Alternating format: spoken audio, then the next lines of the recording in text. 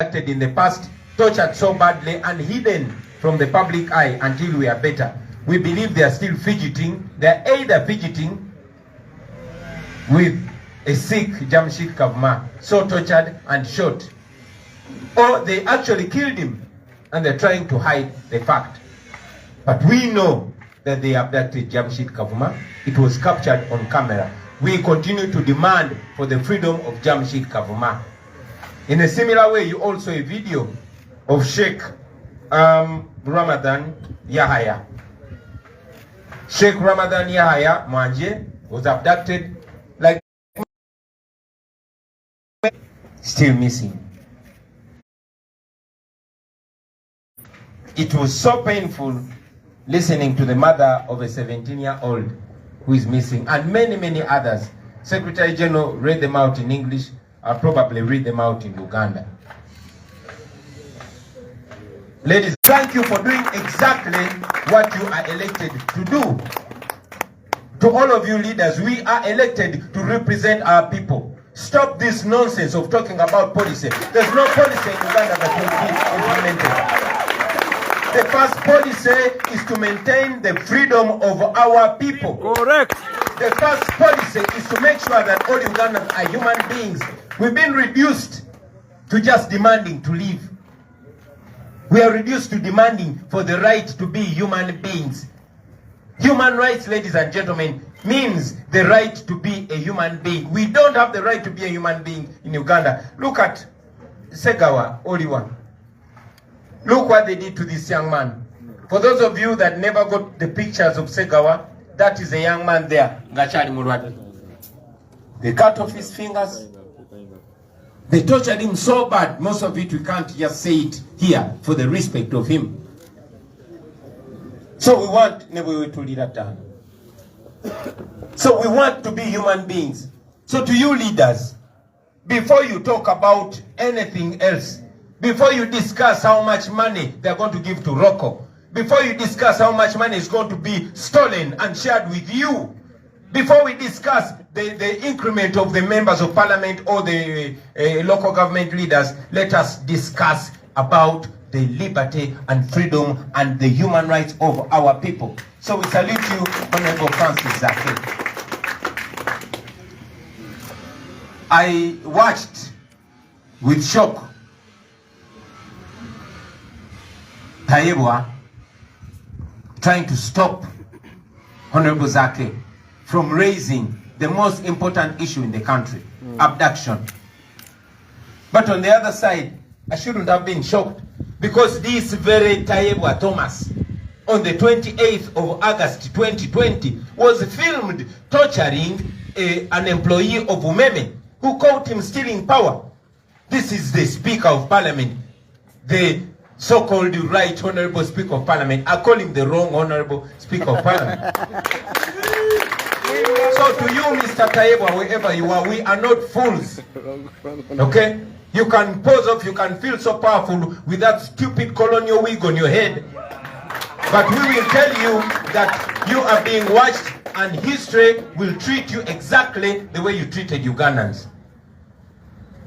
To all our fellow leaders, what should be priority now is our people. They are abducting our people and killing them. And you know that. That should be on your lips. That's what you should discuss on every radio and TV talk show. And if you're not talking about the well-being of your people, very soon we're going to ask you who you're working for. I've already communicated to all our leaders. While we salute you, our local government leaders, while we salute you, our parliamentary team, we are calling upon you, ladies and gentlemen, to make priority the well-being of our people. There's no reason whatsoever for you to be in that parliament legitimizing the Museven dictatorship and legitimizing the daylight robbery of our public funds while our people are being tortured, killed and raped and sodomized and, castrated in torture chambers. I've already communicated to all speakers, all NUP leaders. I've communicated to the leader of opposition and all members of parliament. This should be priority. Zake was not wrong These people are not behaving like mad people, they are behaving like lunatics. So if you pretend to be normal in an abnormal situation, man, tubate tukutegera. So thank you very much, Honorable Zake. We salute you. And all of you leaders, that is exactly what we want to see. We want to see the voice of the people that elevated you to those positions reflect through your mouth. That is the reason why we sent you there, ladies and gentlemen. To all of you that are victims of torture, victims of abductions, their family, and to fellow Ugandans, we are not seated. That's why I said, Madam Deputy, that we are not lamenting. We are doing something about it. Besides, like Secretary General has mentioned, besides, opening up cases in these courts of Uganda, which are largely in the pockets of General Museven. You have seen the Chief Justice, the head of the judiciary, clearly supporting the abductions of our people, silent about it. I was with him at the memorial service of Ben Chiwanuka, who was abducted in the drones of Idi Amin. He is silent about the abductions of our people. He is silent about the raping and killing of people. Daylight. He is silent about the denial of members of parliament of bail. And yet, he has the balls to come and stand in a Ben Chiwanuka mass, which is celebrating a man who was killed for giving bail, not to a Ugandan, but to a foreigner, because that was his constitutional right. That was his right. You should be ashamed of yourself, you old, wicked men.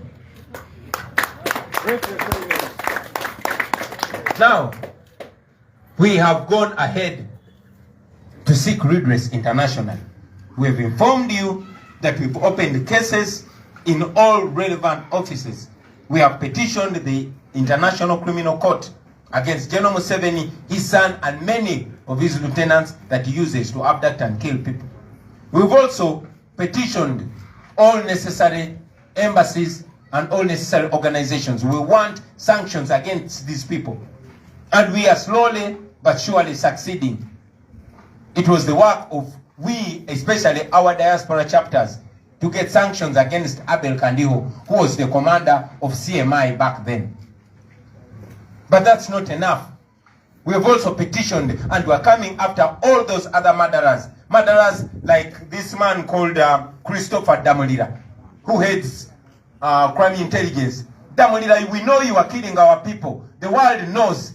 And sooner or later, you will have to answer for that.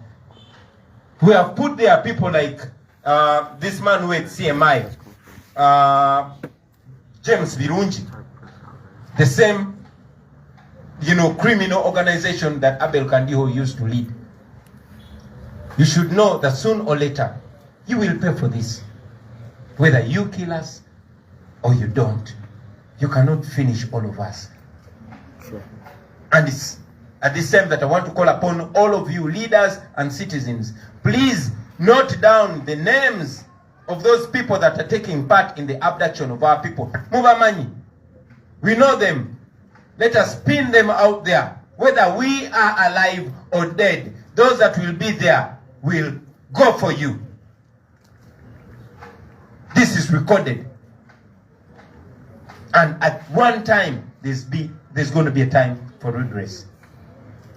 Now, I also want to use this opportunity, ladies and gentlemen, to talk about the recent purported attacks on police stations and barracks and others. I have watched keenly regime propagandists trying to claim that those attacks are made by the opposition. I actually saw some NRM person mentioning that one of the people that they killed was an NUP leader. Nonsense. Nonsense. All of you, ladies and gentlemen, watched the Bijambia killings. Bijambia Part 1, Bijambia Part 2, Bijambia Part 3. You watched them. They started long before Sejirinya was even a councillor. But because they always use these things to implicate opposition, Today, Honorable Sejirinya and Sewanyana are in prison because of the Bijambia killings. All of you saw the killings in Entebbe. Even when one young man came out and told them actually paid and instructed by Kaihura to carry out those killings, still they want to implicate the opposition. Now, we see the purported attacks on security installations and police stations. And they are beginning to implicate. For you who don't understand false flag operations, a false flag operation is an operation carried out to paint your opponent as evil. All of you watched this man called Kainda Utafire on the burial of Adonia Teberondwa some years ago, when he said they used to put on the uniform of the Obote government military and killed people in Luweru. They raped women in Luweru. They did all manner of atrocities in order to get the population to hate Obote. These are rebels, ladies and gentlemen. These are the same rebels. The only difference is now they have a lot of money and they put on suits. But they're the same rebels under the same rebel leader called Museven. These are the same people. So we cannot be fooled, mister. The world cannot be fooled. This can very easily be you. And we know that we have facts about you. All of you remember the so-called PRA rebels that were attached to Dr. Kizza Besigye, and he was arrested and kept in prison. What happened to that case? What happened to PRA?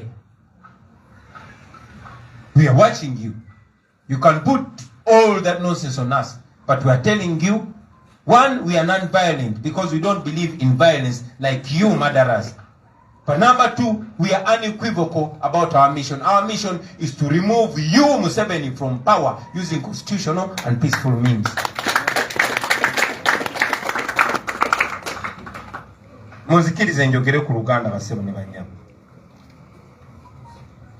Olunaku lwa leero njagala okugata eddobozi lyange ku maloboozi gonna ge muwulidde olunaku lwa leero ag'abakulembeze bannange ne famire zaabo be baawamba n'abo abaawambibwako. Olunaku lwa leero twagala okwogera ku kiwamba bantu ekikutte ejjembe wano mu ggwanga naddala mu bitundu bya Buganda wano. Secretary General waffe asomye amanja gano, nsaba munzikirize nziremu ngasome mu Luganda nga ntandikira ku muganda waffe Jamshid Kavuma, oyo nga y'omu ku bakumi banga b'oku Lusegere. Jamshid Kavuma yawambibwa nga 5 guno omwezi gwennyini gwe tumalako. Yawambibwa n'abantu abalala. Jamshid Kavuma wa myaka 28 era mwannyina mumulabye wano gwe bayita Namuju. Okuva kwolwo Jamshid Kavuma taddangamu kulabikako. Bwe yali awambibwa bakwata baabawambako katambyako mu kalabi. Ebitongole byonna ebirina okuba nga bikuuma ddembe bize byegaana tebimuyina. Abaaliwo bategeeza nti Jamshid Kavuma bakuba amasasi nga bamuwamba. Abo abafunye omukisa okuvaayo ekyo babatulugunyiza batugambye balabye omuntu afaanana nga Jamshid Kavuma nga bamukuba essasi mu kugulu. Tulowooza nti Jamshid Kavuma bw'aba akyali mulamu erisasi lye batugambye lye bamukuba n'okutulugunya okw'amaanyi nga bwe eri nkola yaabwe ndi batuwamba ne bamala otutulugunya batukweka tebaagala tudde mu bantu ng'ebisabo tebinatugwako n'obuzimbo nga tebunatugwa ku mubiri. Tulowooza nti Jamshid Kavuma bayinza okuba bamutulugunya nnyo n'ebyo ebiwundu by'alina nga mwe muli n'ebyamasasi nga bakyaguluba naye bamujjanjabe basobole omukomyawo ng'alabikako nga bwe baakola Kakwenza, nga bwe baakola Nze, nga bwe bakoze bannaffe abalala bonna. Oba tulowooza nti Jamshid Kavuma baamutta ne bamusuula ng'ali yavundireyo mu kitoogo. N'ekyo nakyo kiri twagala bantu baffe basajja mmwe mutuwe abantu baffe oba balamu oba bafu. Baba balamu mubatuwe oba mubulooza balina emisango mubateeke mu kkooti ng'amateeka bwe galagira. Bwe baba bafu mutuwe emirambo gyaffe tugiziike mu kitiibwa basajjamu abatalina buwangwa abatawa kitiibwa bantu mutuwa abantu baffe oba balamu oba bafu. Omuntu omulala gwe bawamba bamuyita Kibalama John Bosco, ono yali neiba wange e Magere abeera ku kyalo kye bayita Senta. Yali wa myaka 38. Bamuwamba ennaku z'omwezi nga 3 omwezi gwa Juni omwaka gwa 2019 taddangamu kulabika. Muganda waffe omulala gwe bawamba bamuyita Semuddu Michael. Semuddu Michael yali wa myaka 47. Semuddu Michael mukodomi wa Chairman Nyanzi, mukyala wa Chairman Nyanzi kwadda. Semuddu Michael yawambibwa nga bamujja Kasubi. Bamuwamba nga 28 mwezi gwa Novemba omwaka gwa 2020 kati myaka 2 miramba. Semuddu taddangamu kulabika. Muganda waffe omulala gwe bawamba bamuyita Damulira John Bosco. Damulira John Bosco yali akolera mu katale k'Ekiseka. Yali musajja mukulu wa myaka 50. Bamujja mu dduuka lye mu katale ka Kiseka nga 21 omwezi gwa Desemba 2020 taddangamu kulabika paka olwaleero. Omulala gwe bawamba bamuyita Kawenja, erinnya erya mukazi bwako naye nga amanya amatuufu ye Mbabazi Moses. Yali wa myaka 3. Bamuwamba omwaka gwa 2020 nga 26 Novemba taddangamu kulabikako. Nalumoso Vincent yali wa myaka 28. Bamuwamba ennaku z'omwezi nga 1 Desemba 2020 bamujja Bugolobi taddangamu kulabikako. Lukwago Martin yali wa myaka 32. Bamuwamba nga bamujja Bugolobi nga 3 omwezi gwa Novemba 2020 taddangamu kulabikako. Kanata Muhammad yali swaba waffe wa myaka 44. Bamuwamba nga bamujja Mukono taddangamu kulabikako. Abo bantu abamu abawambibwa ku biragiro bya Kibuule. Oyo Ronald Kibuule owe Mukono taddangamu kulabikako muganda waffe Canada. Sempija Yuda yali wa myaka 3. Bamuwamba nga bamujja Mukono naye nga 19 Desemba 2020 taddangamu kulabikako. Musisimbowa yali wa myaka 32. Bamuwamba nga bamujja wano mu Kisenyi mu Kampala taddangamu kulabikako. Kirya Peter yali wa myaka 26 mwana muto. Bamuwamba nga bamujja Kyebando Enansi nga bamujja Kyebando nga 1 Desemba taddangamu kulabikako. Bwangolo Shafiki yali wa myaka 35. Bamuwamba bamujja Kyebando taddangamu kulabikako paka olunaku lwaleero. Zimula Dennis bamuwamba bamujja Kyebando naye yali wa myaka 26 taddangamu kulabikako. Luwemba Mustafa yali wa myaka 28. Bamujja Nansana nga 19 omwezi gwa Novemba 2020 taddangamu kulabikako. Mubiru Hassan yali wa myaka 35. Bamuwamba nga bamujja Kawaala nga 2020 omwezi gwa Novemba ennaku z'omwezi nga 2 taddangamu kulabikako. Isima Sesazi bamuwamba nga bamujja Makindye 19 omwezi gwa 11 omwaka gwa 2020 taddangamu kulabikako. Kisembo Godfrey yali wa myaka 5 musajja mukulu. Bamuwamba bamujja mu tawuni ye Mubende nga 12 February mazaalibwa gange gennyini omwaka oguwedde taddangamu kulabikako paka olwaleero. George Kasumba yali wa myaka 36. We bamuwamba nga bamujja Kyotera nga 19 January 2021 taddangamu kulabikako. Joseph Baguma we bamuwamba bamujja Kyaddondo mu 2020 naye taddangamu kulabikako. Sonko Aruna Badiru yali wa myaka 33. Bamuwamba bamujja Kawaala nga 25 Novemba 2022 guno mwezi gwennyini tanaddamu kulabikako.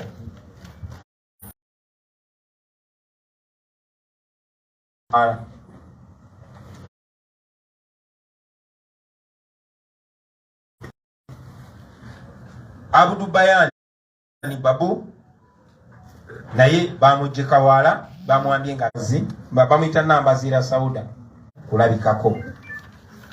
Bamuwambye wamu ne munne gwe bayita Awumuza Patrick naye bamujje Masanafu wamu ne Jamshid Kavuma nga 5 guno omwezi guno omwaka tanaddamu kulabikako. Muleme Steven w'emyaka 22 naye bamuwambye buli lunaku Human Rights Desk yaffe receiving a report ey'abantu be bawambye abamu abafuna omukisa ne babata nga babatulugunyiza babatiisa ne bagamba temugeza ne mukyogerako ne batiisa family zaabwe zikyo kyogerako abamu abagumu aboogera mwenna abasebo ne bannyabo fe omulimu gwaffe gwakwanika nakyemalira Museveni n'ebikolobero byakola kwa Uganda. Omulimu ogwammwe gwakwongerayo message eno okulwanyisa obufuzi obw'abazungu, okulwanyisa okusuubula abaddu basooka kyanika eri ensi yonna nesobola okirwanyisa. Museveni akoze omulimu gw'amaanyi gakozesa ssente z'omusolo okugezaako okupaintinga ekifaananyi ekirungi okulaga nti Uganda democracy, okulaga nti Uganda tewali buzibu. Ate n'akozesa n'abantu baffe bennyini okusirika okubikagana amazima. Tetugenda kulekeraawo kuyaayaanira mwenna abalina amaloboozi, bakadde baffe abatutwala mu nnono, bakadde baffe abatutwala mu ddiini, basajja bakulu ne bakazi bakulu, muveeyo musitule amaloboozi gammwe, wana amaloboozi gammwe gwe tusinga ogeetaagira. Sirowooza nti waali wabaddewo ekizibu mu ggwanga lino nga kino ekiriwo. N'okuwamba kwa Amin tekwatuuka wano, yali awamba ba intellectuals. Museveni awamba abavuzi ba boda, awamba abasomesa, awamba buli omu. So tewali ali safe. Mwe mba mutuddeyo mu biti byammwe, mu bitebe byammwe, mu bitibwa bwemme nga mulowooza muli safe. Temuli. Nammwe bajja banona oba banona abaana bammwe mulyoke mmanye nti naffe tuli bantu. Tubasaba muveeyo mukate amaloboozi gammwe ku maloboozi g'Abannayuganda bonna. Twogedde ku bantu bangi nnyo naye muzze muwulira. Bano abantu bali deliberate.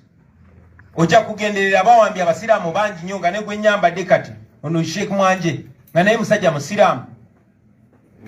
Naye si be bokka bawambye abantu bawano bangi.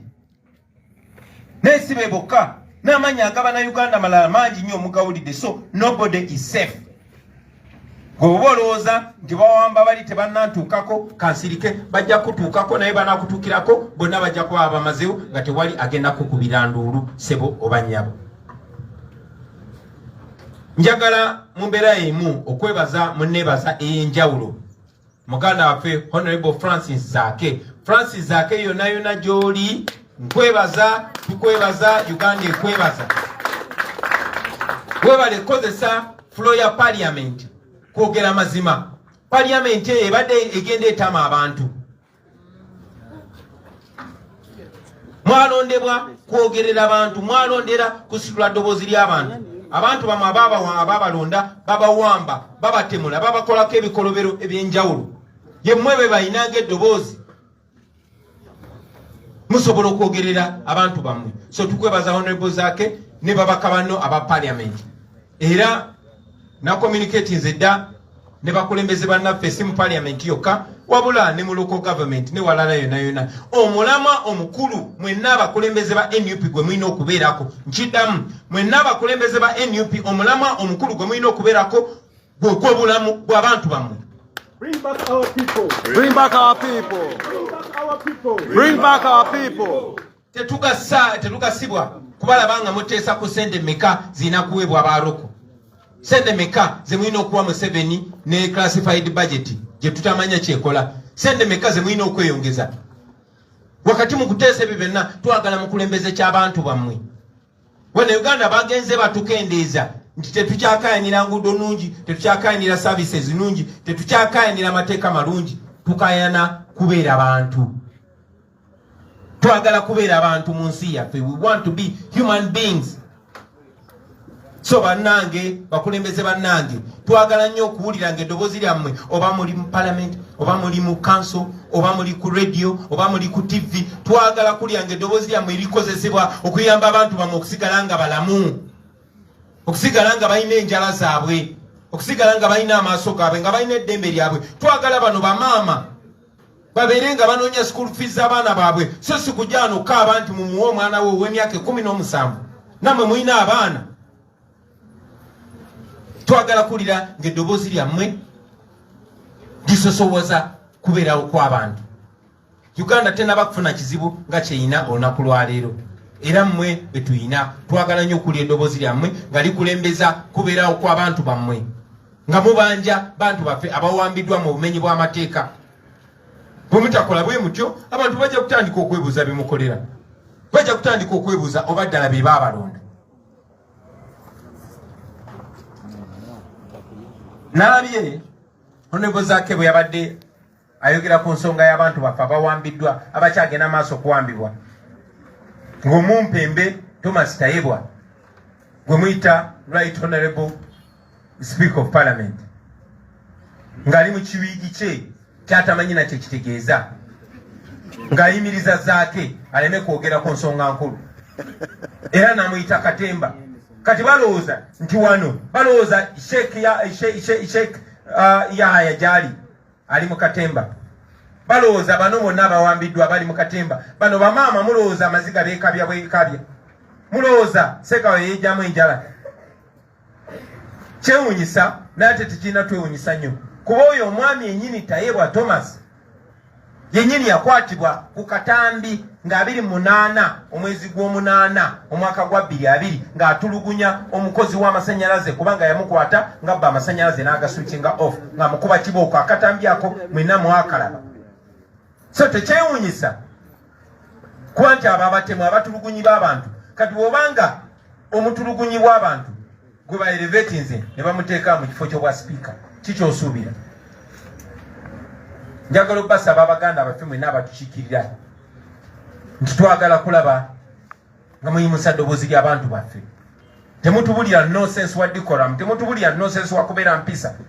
Tewali mpisa nvundu nga mpisa za kutulugunya abantu, tewali mpisa nvundu nga mpisa za butemu.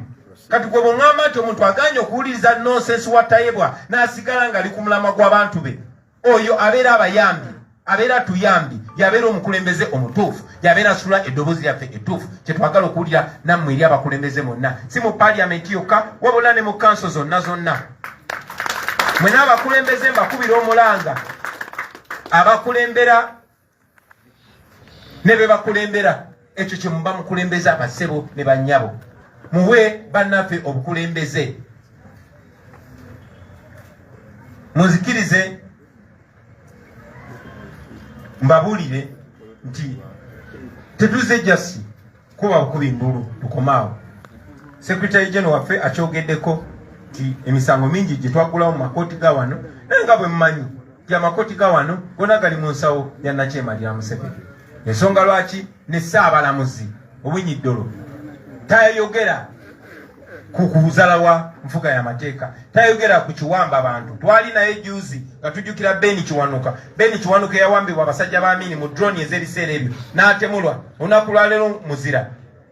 Naye abannanfuusa abo bajja ne bayimirira ne boogera ku Ben Kiwanuka nga drone weziringa ekiwamba abantu kigenda mu maaso ssaawa zino, nga bawamba abantu. Ssaabalamuzi n'amanya naye nga tasobola kyogerako, nga Ssaabalamuzi ayimirira mu maaso g'abantu naye nga ababaka ba paliamenti babiri bammiddwa beyiro. Erina baweebwa amateeka kuba ddembe lyabwe okufuna beyiro. Ben Kiwanuka gwe tuwaana, gwe tujaguza olunaku lwa leero, yatemulwa kubanga yawa omuntu beyiro, kubanga etteeka bwe lyali lyogera gwe yawa beyiro teyalina munnayuganda, n'atemulwa olunaku lwa leero tumulaba ng'omuzira. Naye ababaka ba paliamenti bali mu kkomera, amakooti gaganya bawa beyiro, ne Ssaabalamuzi ayina eddembe, ayina confidence ejja neyogera ku bintu ebirala naye nga toyogedde ku nsonga nkulu bwetyo. Ensonga lwaki buli nnaku mbagamba tituli ku lwaffe, bwe tuli ku lwaffe twerwanako era temulekerawo. Njagala akaseera kano okwebaza baganda baffe abali mu diaspora, bakulembeze baffe abali mu diaspora. Mukoze omulimu gw'amaanyi, mugende mu maaso nga mukola omulimu ogwo. Tuze tubategeeza titwagulawo emisango ne fayiro mu bitongole ebyenjawulo, ne tusaba amawanga gano gonna ganaggwadda bateeke nati n'envumbo ku baana abatemu ba Museveni ne Museveni kennyini. Tukyagenda mu maaso okugoberera omusango gwe twateeka mu kooti y'ensi yonna nga tuwaabira Museveni ne mutabani we ne batemu banne, naye ate twagenda maaso n'okusaba envumbo sanctions ziteekebwe ku baana abatemu abalala. Tuli basanyufu nti envumbo zaateekebwa ku bantu nga Abel Kandiwe yali akulira CMI n'abalala. ne olunaku lwaleero njagala okubategeeza era twasaba envumbo endala okugeza eri akulira CMI kati gwe bayita James Birungi. Envumbo ze twasaba ku basajja abalala abatemu ng'ono akulira crime intelligence gwe bayita Christopher Damulira. Ubeere erinnya lye yeetuuma tujja muyita eri. So njagala mumanye batemu mmwe nti tetusirise.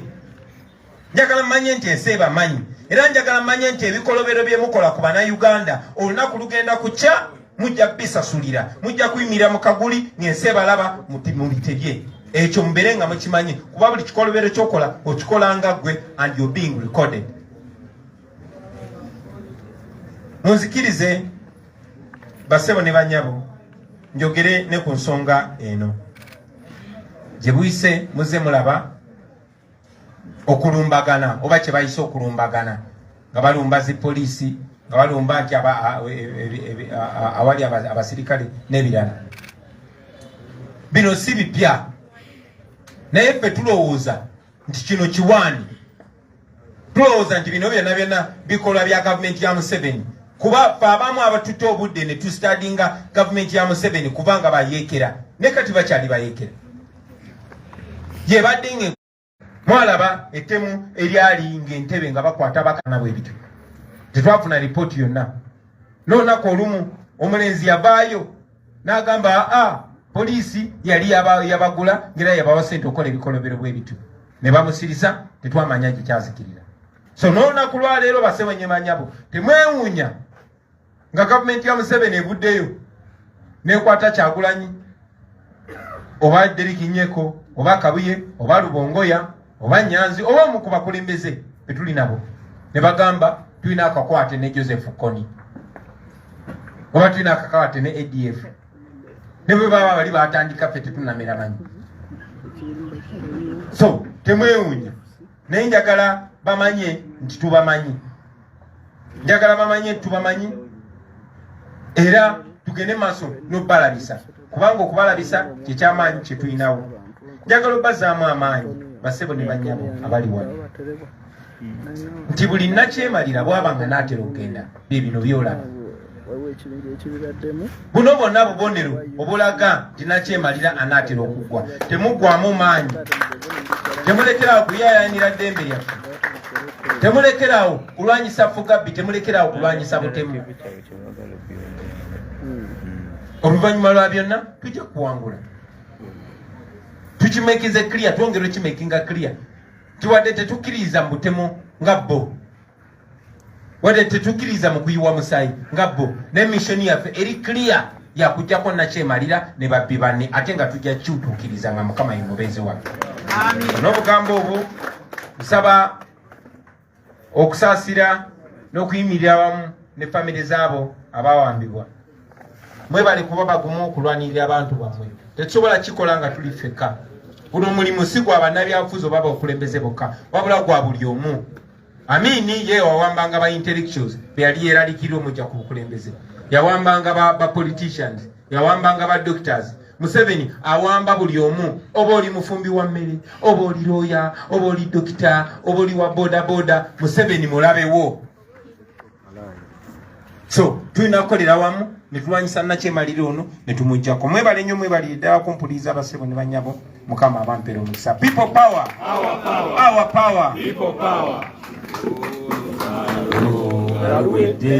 Tuliyambale ngule, tuliyambale ngule, tuliyambale ngule, olutalo nga luwedde, tuliyambale ngule, tulivimba mu Uganda empya. Tuliyambala, tuliyambala, tuliyambala, engule zimasa masa, olutalo nga luwedde.